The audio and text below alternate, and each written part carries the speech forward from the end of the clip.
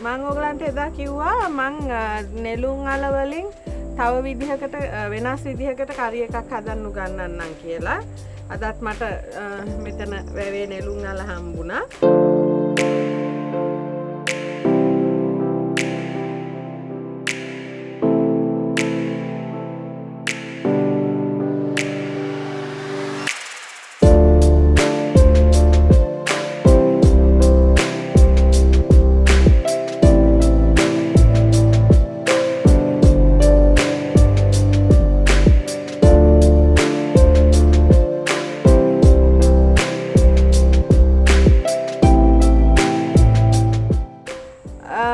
මේක ඇවිල්ලා කශ්මීරි ඩිෂ් එකක් නෝත් ඉන්දියා වල මේ කශ්මීර වල මගේ යාළුවෙක් මට කියලා දුන්නේ ඒගොල්ලෝ මේ නෙළුම් අල කන්නේ මේ විදිහට විතරමයි අපි අර හොදි හදලා කියන්නේ අපි කිරට වියලා එහෙම නැත්නම් එදා වගේ සම්බෝල හදලානේ කන්නේ මේක ටිකක් වෙනස් ඊට වැඩිය මම කිව්වා එදත් ගන්නකොට මේ දෙපැත්ත සීල් වෙච්ච නෙළුම් අල තෝරලා ගන්න හදිසියෙවත් එහෙම හම්බුනේ නැති වුණොත් ඇතුලේ හොඳට හොදන්න ටිකක් වැඩිපුර වෙලා තියලා උණු වතුර උනක් දාලා හොද ගන්න. මොකද අර කුහර ආස්සේ මඩ තියෙන්න පුළුවන්.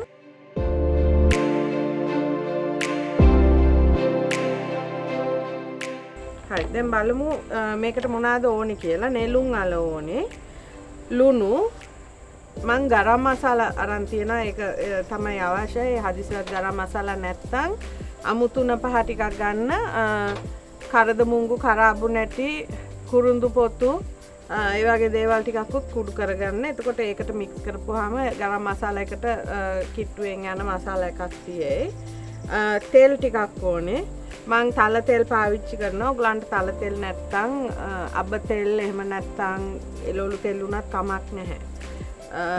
ඉඟුරු සුදු ලුණු සලාගත්ත ඉඟුරු අඟලක විතර කෑල්ලක් සුදු ලුණු බික් 5ක් විතර එක ලුණු ගෙඩියක් හීනියට කපාගෙන තියෙනවා සීනි කහ මිරිස් කුඩු මේකට කශ්මීරි චිලි පවුඩර් තමයි පාවිච්චි කරන්නේ ඔරිජිනල් රෙසිපි එකේ ඔයගලන්ට නැත්තම් නෝමල් මිරිස් කුඩු උනත් කමක් නැහැ මං ටොමැටෝ පේස්ට් ටිකක් අරන් ටොමැටෝ පියුරේ ටිකක් අරන් තියෙනවා ඒකත් නැත්තම් ඔයගලන්ට කරන්න තියෙන්නේ තක්කාලි ගෙඩි 5ක් 6ක් අරගෙන උණු වතුරේ මිනිත්තුවක් කියන්නේ උතුරන වතුරට මිනිත්තුවක් විතර දාලා තියලා ඒක බ්ලෙන්ඩ් කරගන්න.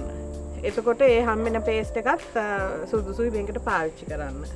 කරපිංචා ටිකක් ඕනේ. මම මෙතන ලාවට රස්නේ වතුර ටිකක් තියාගෙන තියෙනවා ලුණු දාගත්ත. ඒ ඇවිල්ලා මේ නෙළුම් අලේ කපලා දාගන්න. අපි බලමු කොහොමද කරන්න කියලා. ඉස්සෙල්ලාම නෙළුම් අලේ කපා ගන්න, අගිස් දෙක කපා ගන්න. මේක ටිකක් හයියයි. මේ වතුර එක මං කිව්වේ ලෑස්ති කරලා තියාගන්න කියලා මොකුත් නෙමෙයි නෙළුම් අල කහට පිපෙනවා ඉක්මනට.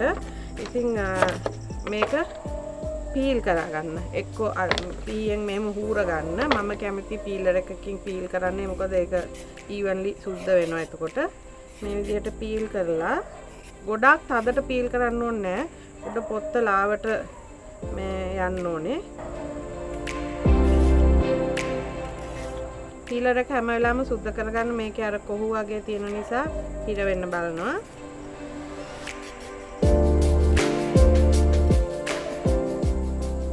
මේ තියෙන්නේ මං පීල් කරලා ලුණු වතුරේ දාලා තියෙන නෙළුම් අල ටික. අපි මේක කපා ගමු. මේක අර ඉස්සෙල්ලා වගේ හීනියට පෙති ගහන්නේ ටිකක් ලොකු කුට්ටි කපන්න ඕනේ. මේ වතුර එක අස් කරන්න එපා.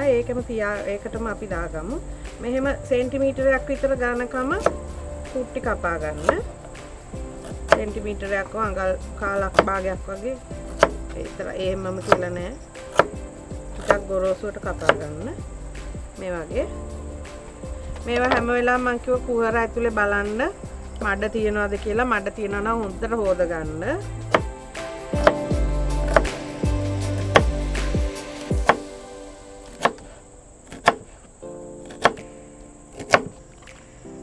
දැන් නෙළුම් අල ටික කපා ගත්තා. අපි දැන් මේක හදන්න යන්නේ. මම non stick pan එකක් අරන් තියනවා. මට පහසු නිසා. ඔයගොල්ලෝ කැමති මේ පෑන් එකක් පාවිච්චි කරන්න පුළුවන් තරම් ෆ්ලැට් බොටම් එකක්. කියන්නේ මේක ෆ්ලැට් එකක් නම් වැඩිය හොඳයි. පෑන් එක රත් වෙන්න දෙන්න. මං ගානිෂ් එක ගැනත් පොඩ්ඩක් හිතනවා. ඒ නිසා මං මේ කරපිංචා ඉත්තක් ගත්තා. ඒකේ කරපිංචා කොළ ටිකක් මං වෙනම මැද ගන්නවා. ඩ්‍රයි පෑන් එකකට තෙල් මොනක්වත් නොදා මේක පොඩ්ඩක් කර ගන්නවා.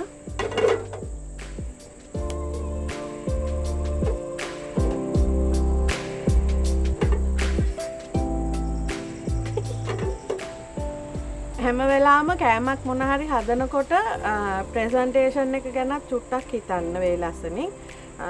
අපි කෑම රස බලන්න ඉස්සෙල්ලා මම හැම වෙලාවම කියන කෑම රස බලන්න ඉස්සෙල්ලා අපි ඇස් වලින් තමයි ඒක විඳින්නේ. ඒ නිසා අපි මේසෙට ප්‍රෙසන්ට් කරනකොට ලස්සනට ප්‍රෙසන්ට් කරන්න ඕන. මේ වගේ මම කරපිංචා ටිකක් බැදගෙන මම ඒක පැත්තකට කරලා තියන්නම්. අපි ගානිෂ් කරන්න අන්තිමට ඒක පාවිච්චි කරමු. දැන් මේකට තෙල් මේ සැහැඳි 4ක් විතර දාන්න.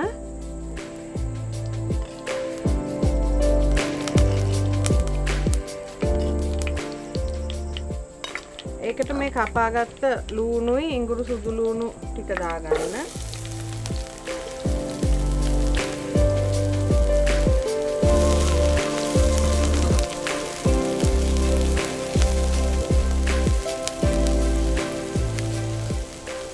මේක ටිකක් වෙලා බැද ගන්න. ලාවට දුඹුරු පාට වේගන එනකොට අපි ස්පයිසස් ටික දාගමු. ලුණු තේ හැන්දක් විතර, කහ තේ හැඳි භාගයක්, මිරිස් කාශ්මීරි චිලි පවුඩර් ඒ තරම් සැර නැහැ. ඔයගොල්ලෝ කැමති නම් සැර වෙන්න ටික වැඩියෙන් දාගන්න. මේක ඇත්තටම සැරට වැඩිය අර කල එක ගන්න ඕන නිසායි දාන්නේ අපි. ඊ සැරත් එක්ක මම මේ හැඳි දෙකක් දාගන්නවා. ගරම් මසාලා තේ හැන්දක්, සීනි අපි අන්තිමට දාන්නේ. මේ ස්පයිසස් ටික පොඩ්ඩක් බැදෙන්න දෙන්න. ඕනට වැඩිය කර වෙන්න දෙන්න එපා. ලිප ගාව ඉඳලා හැඳි ගන්න කියලා යන්න එපා. ගින්දර පොඩ්ඩක් අඩු කරන්න. කළා අපි දැන් මේ ටොමැටෝ පියුරි ටික දාගමු. මේකෙන් මේක කරි එක බේස් එක ඇවිල්ලා තක්කාලි. ඉතින් මේක තමයි අතට අපිට අවශ්‍ය. මේකෙන් තමයි තැම්බෙන්නේ. වෙන මොනක්වත් අපි කිරි જાතිය මේව දාන්නේ නැහැ. මේ හැඳි 5ක් දාගන්න. මං මේ නෙළුම් අල දෙකට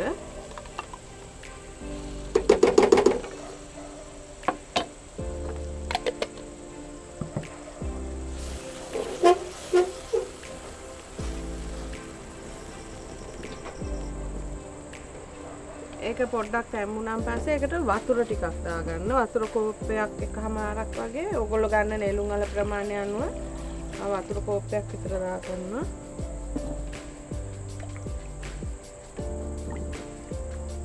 මේක ගින්දර වැඩි කරලා නටන්න දෙන්න. දැන් මේක නටන ඕගලන්ට පේනවා.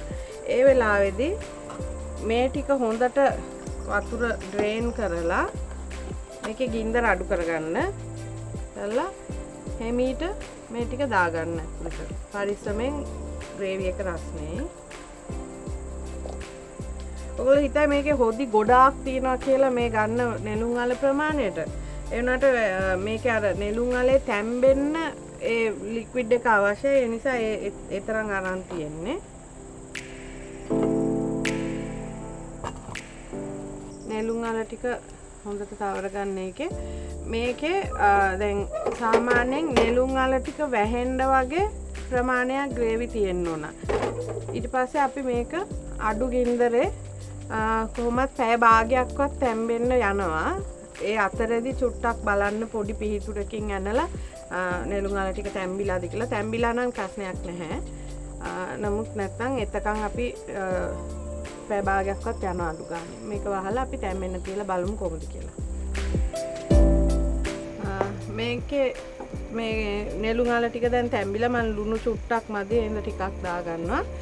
මේ වෙලාවේදී සීනි චුට්ටක් දාගන්න. මොකද අපි අර ටොමාටෝ පියුරේ එක දැම්මේ. ඉතින් තක්කාලි ගොඩක් ඇසිඩික් ඇඹුල්. ඒක බැලන්ස් කරන්න සීනි චුට්ටක් ගොඩක් නෙමෙයි. එක පොඩි හැන්දක් විතර. මේක දැන් ගින්දර වැඩි කරලා ඉක්මනට අත් කරගන්න. සීනි ටිකයි ලුණු ටිකයි දියුණාම හරි. රස බලන්න තාමත් ඇඹුල වැඩි නම් තව සීනි චුට්ටක් ඇඩ් කරගන්න. හැබැයි පොඩ්ඩක් වෙලා තියෙනකොට ඒ සීනි රස එනවා. ඒ නිසා ගොඩාක් දාගන්න එපා. උන්ට වැඩි පැණි රස වෙයි. දැන් මේක ඉවරයි. මම මේක සර්ව් කරගන්නවා.